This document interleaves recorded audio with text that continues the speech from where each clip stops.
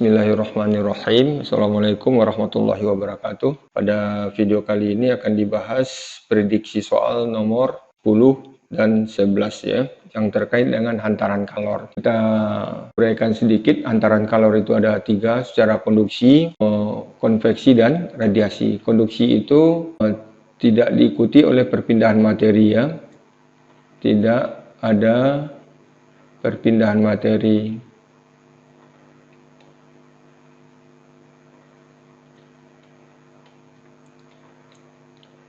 Misalnya sendok dimasukkan ke dalam air panas, sendok besi ya. Jadi bagian sendok besi yang muncul, yang tidak tercelup ke dalam air, yang muncul di permukaan air, walaupun tidak tercelup ke dalam air, dia juga akan panas karena kalor merambat dari air ke ujung sendok yang tidak tercelup itu. Jadi kalornya berpindah dari ujung sendok yang di dalam air ke ujung sendok yang tidak di dalam air. Kalornya mengalir. Sementara materi sendok itu tidak ada yang ikut berpindah. Kemudian konveksi itu perpindahan kalor diikuti oleh perpindahan materinya. Ini diikuti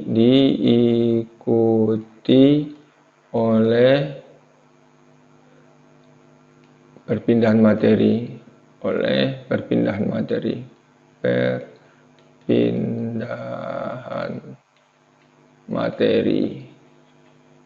Berarti memanaskan air yang dipanaskan itu bagian bawahnya akan lebih dulu panas, sehingga bagian bawah ini dia mengembang, massa jenisnya akan kecil sehingga dia naik ke atas, air panas naik ke atas, di atas suhunya turun, dia menyusut lagi, massa jenisnya besar, maka dia akan turun ke bawah lagi, begitu seterusnya mutar, air panas naik, ikut berpindahnya air yang panas ya, dengan kalornya sekaligus. Kalau radiasi ini secara pancaran ya, dipancarkan aja. Ini tidak butuh medium untuk perambatan kalor, ada mediumnya. Sekarang indikator soalnya diberikan pernyataan, siswa dapat menentukan pernyataan yang benar terkait dengan hantaran kalor ini ya. Sisi soal ini soalnya kita merasa panas ketika berada di dekat api unggun karena kalor dari api unggun merambat ke kita melalui, misalnya ini api unggun ya, api unggun. Jadi kita berada di dekat api unggun misalnya seperti ini. Maka kita merasa panas itu bisa saja karena panas itu langsung dipancarkan dari api unggun ke kita. Pemancaran namanya, pancaran ya, atau radiasi, sehingga kita merasa panas, radiasi ya. Kemudian kalau api yang unggun yang panas ini, tentu udara di sini panas, maka udara itu kalau dia panas massa jenisnya kecil sehingga dia naik ke atas, sampai di atas dia mendingin turun lagi ke bawah. Sehingga ini masih yang lebih panas ya. Maka sampai juga lah aliran udara yang panas itu ke kita. Jadi bisa secara mengalir ke kita, itu berarti udaranya yang ikut mengalir, berarti mediumnya ikut mengalir, itu berarti konveksi. Jadi bisa secara radiasi, bisa secara konveksi. Jadi jawabannya E. Jadi 11. Indikator soalnya diberikan beberapa data, siswa dapat menghitung laju hantaran panas pada proses konduksi. Jadi secara konduksi ya. Jadi kalau konduksi itu, misal kalor itu mengalir kan sudah jelas ya, dari tempat bersuhu tinggi ke tempat yang bersuhu rendah. Misalnya ini dinding rumah kita ya. Ini ada matahari menyinari dinding. Berarti di sini suhu yang lebih tinggi, ini suhu yang lebih rendah di dalam kamar kita misalnya.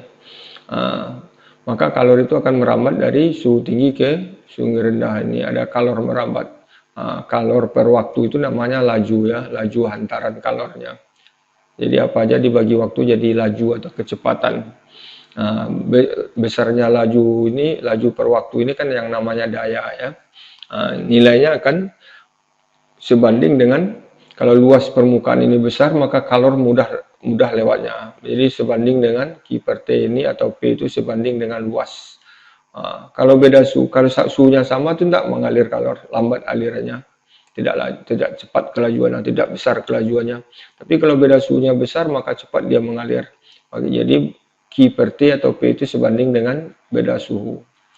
Kemudian berbanding terbalik dengan tebal. Kalau tebalnya besar maka lama kalor untuk sampai ke sisi lain dari dinding rumah kita ini. Maka berbanding terbalik dengan tebal D. Jadi D ini yang dilewati oleh patokannya ini D-nya itu ya, D ini. Jadi bukan D itu tebal tingginya, bukan lebarnya. Tapi bukan lebar ini ya, bukan tinggi, tapi tebal ini D. Yang dilewati tempat jalurnya mengalir kalor ya. Jadi kalau dipanaskan di bawah, di atasnya lebih dingin, kalor merambat ke atas, jadi tinggi ini jadinya D-nya. Itu yang D itu ya, tebal. Dan sebanding dengan konstanta konduktivitas K namanya. Konstanta konduktivitas termal ini ya, termal dari tembaga. Nah, jadi kita bisa selesaikan soal ini. Jadi Q per T, laju hantaran kalor itu Q per T itu akan sama dengan K-nya. Sudah tahu ini, watt per meter kuadrat, 400 watt per meter Kelvin ini ya. Kelvin itu boleh aja diganti, kan Kelvin ini satuan dari delta T. Kalau delta T itu dalam Kelvin sama aja dengan dalam Celsius, karena skalanya sama ya. Ini boleh aja diganti dengan derajat Celsius.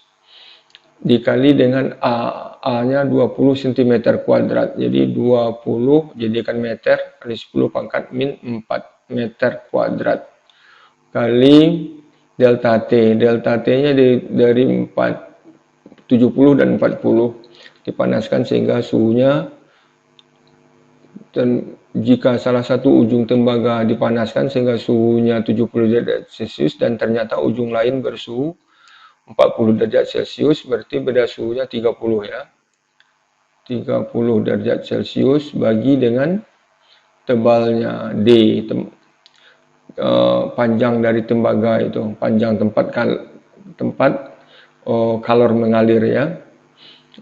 Jadi 0,4 itu adalah D, 0,4 meter. Maka bisa kita tulis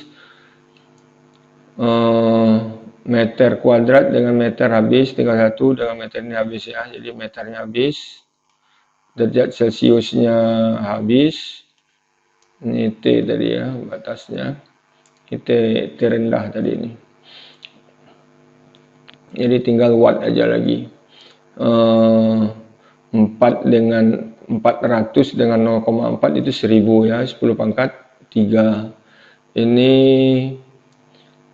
20 dengan 60, 610, jadi 6 kali 10 pangkat min 2 jadi ya, 6 kali 10 pangkat min 2, jadi dapatnya 60 ya, 60 watt. Jadi jawabannya E ya. Jadi dua itu saja, cuman soal yang terkait dengan hantaran kalor.